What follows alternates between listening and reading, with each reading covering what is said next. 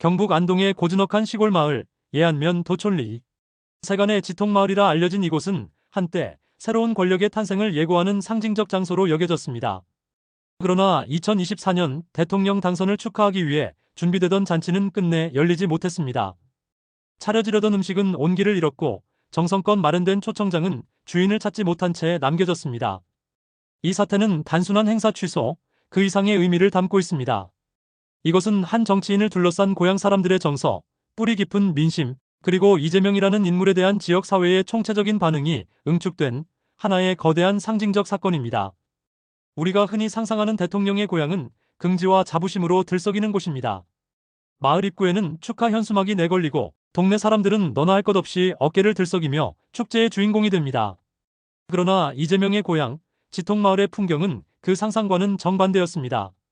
축제의 열기 대신 싸늘한 냉기가 감돌았고 화합의 노랫소리 대신 갈등과 분열의 속삭임만이 자리를 채우고 있었습니다. 더불어민주당은 이를 혹자의 오해나 왜곡된 프레임이라 치부할지도 모르겠습니다만 우리는 이 차가운 침묵 속에 담긴 진짜 민심의 방향을 읽어야만 합니다. 잔치라는 것은 모두가 즐거워야 하는 것인데 거기서 불편한 사람들이 있으면 잔치가 아닙니다. 아쉬워서 눈물이 날 정도입니다. 마을 이장의 이 한마디는 사태의 본질을 꿰뚫고 있습니다. 그의 눈물은 단순히 행사가 무산된 데 대한 아쉬움이 아니었습니다. 그것은 한 인물을 두고 두 갈래로 찢어진 공동체의 아픔이며 봉합할 수 없는 깊은 골을 목도한 지도자의 탄식이었습니다. 누군가에게는 자랑스러운 영웅이지만 다른 누군가에게는 결코 받아들일 수 없는 문제적 인물. 지금 지통마을이 이재명을 바라보는 시선은 이처럼 극명하게 엇갈립니다. 안동 MBC와 파이낸셜 뉴스 등의 보도를 종합하면 잔치 준비 소식이 알려지자마자 일부 주민들과 외부 시민들의 항해 전화가 빗발쳤다고 합니다. 음식과 초청장까지 모두 준비된 상황이었지만 반대 여론의 무게를 이기지 못한 주최 측은 결국 백기를 들었습니다.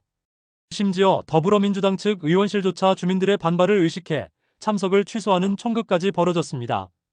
주민들의 불편함은 단순한 정치적 이견에서 비롯된 것이 아닙니다. 만약 그랬다면 우리는 보수정당을 지지하니 민주당 잔치는 싫습니다와 같은 명확한 정치적 언어로 표현되었을 것입니다.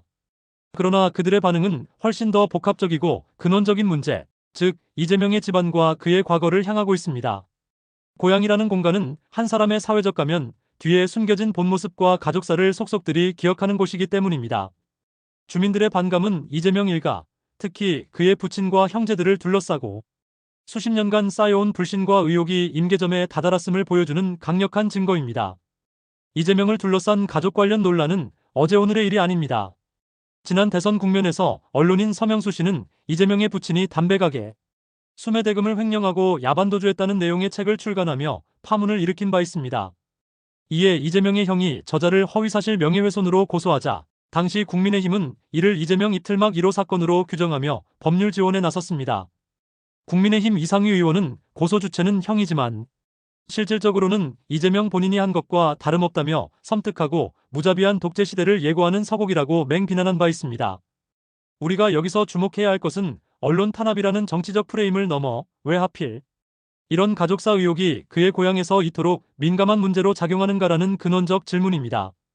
결국 이는 고향 주민들 사이에서 이재명 일가에 대한 인간적인 신뢰가 단 한 번도 제대로 쌓이지 못했음을 방증합니다. 평소 가족 간의 불화, 사회적으로 알려진 이미지, 그리고 외부로 끊임없이 새어나온 의혹들이 하나둘 누적되면서 고향에서조차 거리두기가 나타난 것입니다. 지난 대선 당시 이재명은 안동 유세에서 이렇게 외쳤습니다. 나는 안동에서 태어났고 안동의 쌀과 물, 풀을 먹고 자랐습니다. 저도 아마 삶이 끝나면 안동에 묻힐 것입니다. 그는 심지어 고향분들이 왜 저를 어여삐 여겨주시지 않느냐며 농담 섞인 하소연을 던지기도 했습니다. 어쩌면 그 농담 속에 그의 진심, 즉 고향에서조차 온전히 지지받지 못하는 현실에 대한 깊은 고뇌가 담겨 있었는지도 모릅니다. 결과는 냉혹했습니다. 안동 지역에서 이재명이 얻은 득표율은 30%대 초반에 그쳤습니다. 보수의 텃밭이라는 지역색을 감안하더라도 우리 고향이 낳은 대통령 후보에게 보낼 수 있는 최소한의 지지조차 절반을 넘기지 못했다는 사실은 심각한 경고등이었습니다. 그리고 이제 그 경고등은 축하 잔치조차 무산시키는 현실로 나타나고 있습니다. 역설적이게도 현재 이재명의 생가가 있는 지통마을에는 주말 평균 1,000명이 넘는 관광객이 몰려든다고 합니다. 대통령의 기운을 받겠다며 찾아오는 외지인들로 북적인다는 것입니다.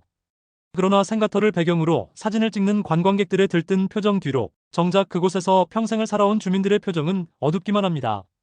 언론에 잘 드러나지 않는 지역 사회의 목소리는 훨씬 더 복잡합니다.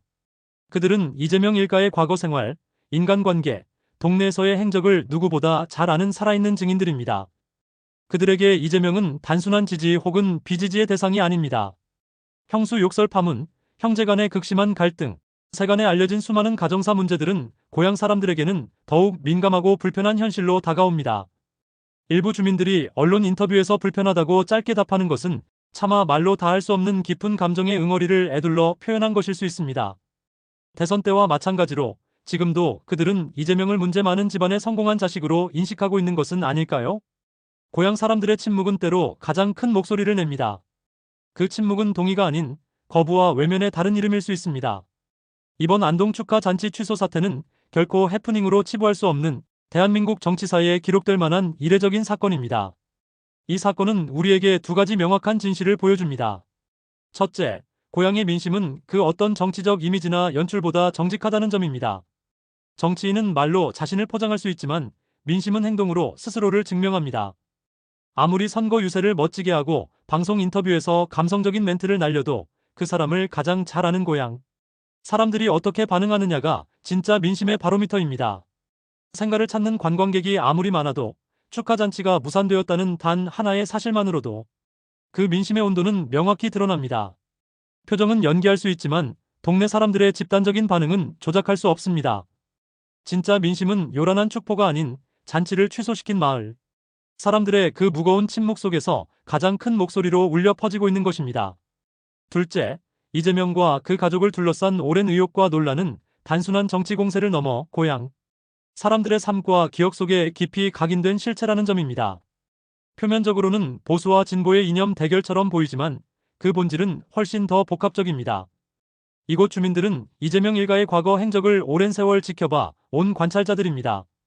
어린 시절의 모습, 가족들 간의 분쟁, 형제 간의 갈등, 부친에 얽힌 소문 등 수많은 기억의 파편들이 축적되어 지금의 정치적 판단에 지대한 영향을 미치고 있다는 것입니다.